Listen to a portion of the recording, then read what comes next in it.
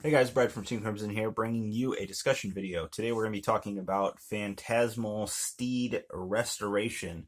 That's the meta-analysis for that set, and that's the set with Shadow Paladin, Pale Moon, Dark Irregular, and Murakumo.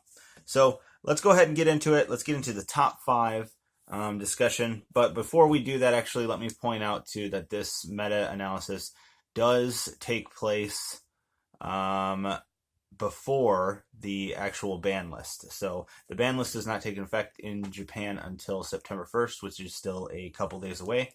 So yeah, this meta-analysis will not include that.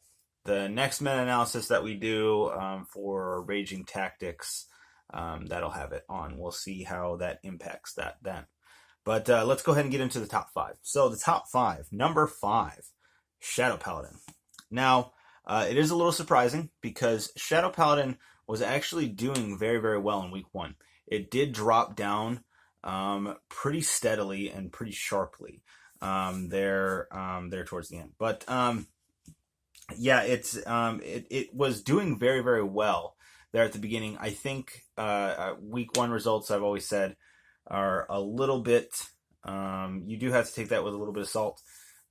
So we're seeing some people kind of learning the game, kind of learning the play around and stuff like that. And you'll see with the rest of the meta when I go into it of why shadows are such lower on this list. But they're still very, very good. Being able to spam force markers and restanding your blaster darks and stuff are pretty nuts. So still a very, very, very strong deck. Okay, number 4 is Murakumo. That is a little surprising to me, actually. Murakumo, the VR Hyuga looked very good on paper, and we knew it was going to be played with Shirayuki and some of the Shirayuki support, but did not know that it would do anywhere near as well as it is.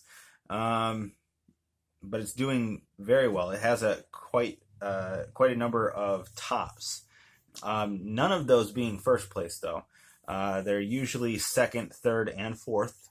So, yeah. But no, it's doing quite well from what we're seeing. And yeah, again, that's surprising. But yet again, should you really be so surprised to see a card that is able to board wipe, basically, do well in the meta. So yeah, so number 3, Narukami. This is a little funny to me just because Narukami is one of those decks. When it came out, it was actually it wasn't struggling, but it would be wrong to say struggling. It wasn't doing as well as a lot of people thought it was going to be doing when it first came out for Aerial Steed Liberation. Its actual set. Jesus, dog. Its actual set. So, yeah, no, it wasn't doing as well, but once this meta started to form for Phantasmal Steed Restoration, we're seeing that Narukami does quite well against most of this meta. And that's why we've seen its numbers spike pretty well. I will say, even though Narukami has a couple of first places, it has no second places and a significant number of third and fourth place. So it's doing very well. But let's get on to the 2 best ones. So number 2 is Pale Moon. Pale Moon is doing very, very well. It's even, from what I saw, that it's actually outpacing the number of players that are playing it. It's outpacing all the other decks. There's a significant number of players that are playing Pale Moon. But it's doing very, very well. And that is no surprise, given the Silverthorn Lukier support that's in this set. It's so good, being able to multi-attack and stuff.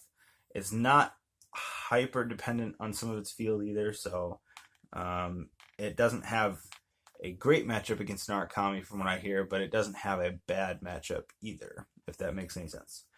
Okay, and then number 1 is still Bermuda. So yeah, Bermuda's still number one by a significant margin still. But like I said, we did get that ban list. I don't think it's going to do as much as some people think it's going to do. But we will have to wait and see. Unfortunately, hopefully, this is the last time I have to tell you that Bermuda is still number one in the meta. I don't care if it's in the top 5 still. That's fine. I accept that. But I don't want to have to keep coming to you and saying Bermuda is number one for 6 sets in a row, 7 sets in a row. It's enough. Enough is enough.